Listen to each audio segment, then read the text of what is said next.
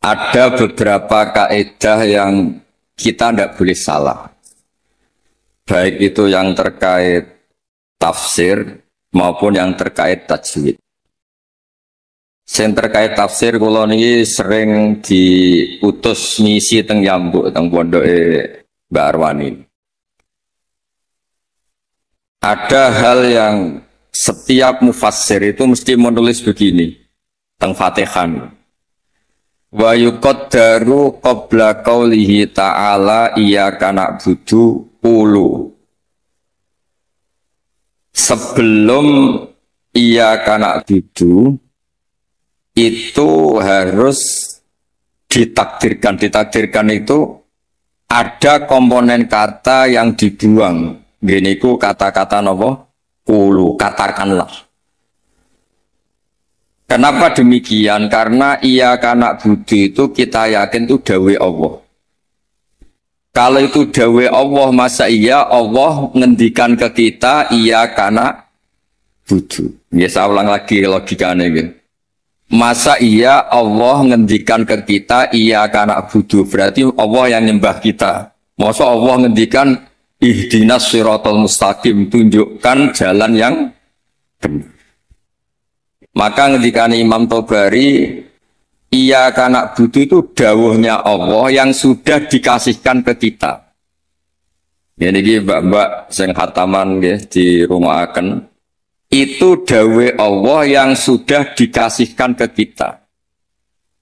Cara Allah mengasihkan ke kita gimana? Allah bilang ke kita, wahai para hamba-hambaku, katakanlah iyyaka na'budu.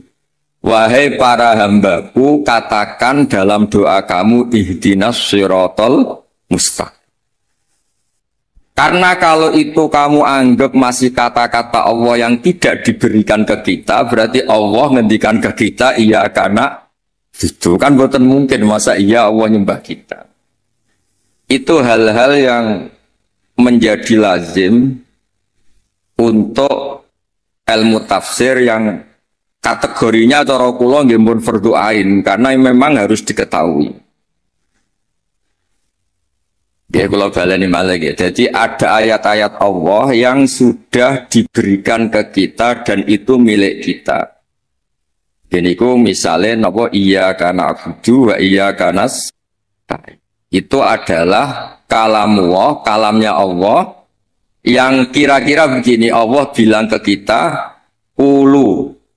Kalian semua harus mengatakan iyyaka na'budu wa iyyaka nasta'in. Dan ketika kalian berdoa harus mengatakan ihdinas siratal mustaqim. Nah, sebab niku termasuk kelaziman dalam ngaji Quran selain tadi ilmu tafsir juga tajwid yang mendesak itu wakaf. Ini ngapunten sangat teng Gusmo teng ning elok kula tujuh poin mawon karena kalau niku pancen pantangan pidato misi ngasih ngeten pantangan. Siji ge kula yakin Pak Yai pun saged didik santrine. Dadi mboten perlu ngurbano kula kan ngisi. Dadi niki cerita sing pokok-pokok mau. Yang harus mendesak sebelum tahu diroyahnya kajiannya itu adalah ngerti wakaf. Wakaf itu di Indonesia itu sudah ditandai sebetulnya sama Lajnah. Saya termasuk yang dimintai pendapat sering mas. Tapi beberapa tradisi di Indonesia itu kan wakaf ini anut guru. Misalnya di tradisi sanad kita, misalnya di surat Yusuf biasanya diwasolkan inna abana lafi dolalin mubin ini qutulu Yusuf awitrohu. Terus kita dikritik sama pihak Arab Saudi karena tradisi mereka kalau al-waqfu ala ru'usil ayi, wakaf di awal di akhir ayat itu baik. Tapi kita ngikuti tradisi guru-guru kita yang sudah melatih kita dengan makna. Sehingga kadang-kadang kita ini nggak nyaman, misalnya fawailul lil musallin, maka celaka bagi mereka yang sholat. Itu kalau lil musallin berhenti, semaknya berhenti, atau anaknya rewel berhenti, hanya ditulis oleh malaikat, ini mbak-mbak baca fawailul lil musallin, neraka wel atau kecelakaan bagi mereka yang sholat. Sehingga terus diatur sedemikian rupa di era Mbak Arwani, Mbah Munawir, di era guru-guru kita, ditandai beberapa aturan, ini nggak boleh wakaf, ini harus wasol. Tapi kemudian di era modern itu al-waqfu ala ru'usil ayy itu dianggap sunnat, diyakini sunnat. Nah, saya sendiri sebagai pribadi itu yang penting tidak wakaf di hal-hal yang fatal.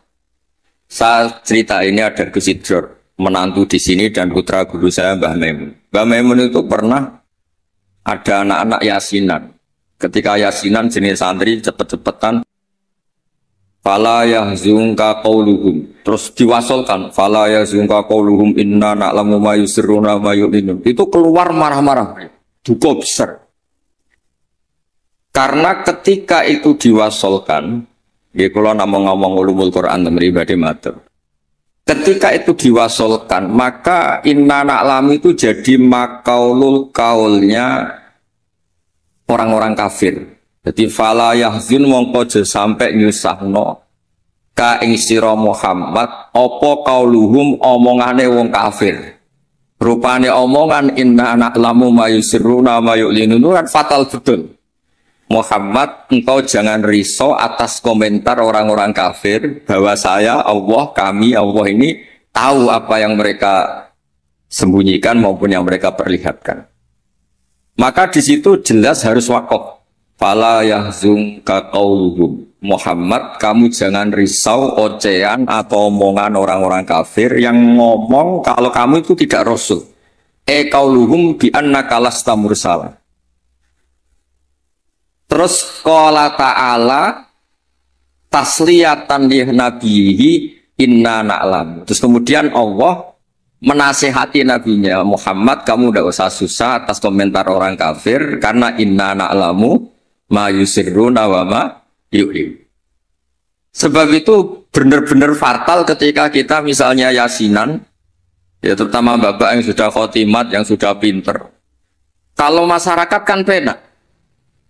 Masyarakat itu selalu menang. Penak, baru kayak paham itu kepenak. Malaikat sing ngisap ya males. Mus maca Quran kok disalahno.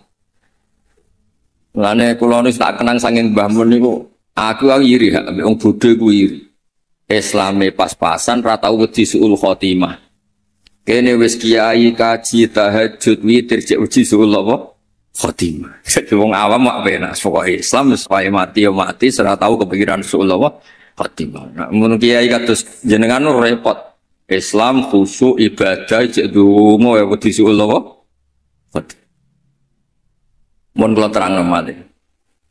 Di level ilmu, di level penelitian, itu memang masalah. Fala yahzunka qauluhum. Jadi yang benar itu kayak waqaf fala yahzunka qauluhum, kamu jangan susah. Ya, jangan susah, jangan dibikin susah oleh komentar orang-orang kafir bahwa kamu itu lasta mursala, kamu itu tidak rasul. Terus Allah memulai penjelasan, kamu tenang saja Muhammad, karena aku kata Allah inna na'lamu ma yusirruna wa ma yu'linun. Terus contoh malih misalnya begini. Yudkhilu may yasha'u fi rahmati. Kadang ada yang wakaf wa dzalimin. Itu kan berarti jadinya apa? Allah memasukkan rahmatnya orang-orang yang dikehendaki. Kalau kamu wasol kemudian wadzalimin dan wakaf di wadzalimin berarti apa? Dan Allah memasukkan orang-orang zalim di rahmatnya. Nah hal-hal seperti ini kalau suwun mbak-mbak memang meskipun misalnya kita diroyahnya gagal itu jangan sampai secara tilawah yang mutalakotan min afahil masyayah yang kita punya sanad itu jangan sampai tidak bisa. Karena itu sekali salah itu fatal. Makanya kata Ibnu Jazari wa ba'da tajwidi kalil hurufi la budda min ma'rifatil wuquf. Saya berkali-kali kalau ngaji cerita kenapa Imam Asim meriwayati Hafiz itu ada saktah 4. Saktah 4 saja itu dikritik penggemar-penggemar Imam Asim sebetulnya bisa ratusan. Ya alhamdulillah qiraatu Asim meriwayati Hafiz itu saktah hanya berapa? 4.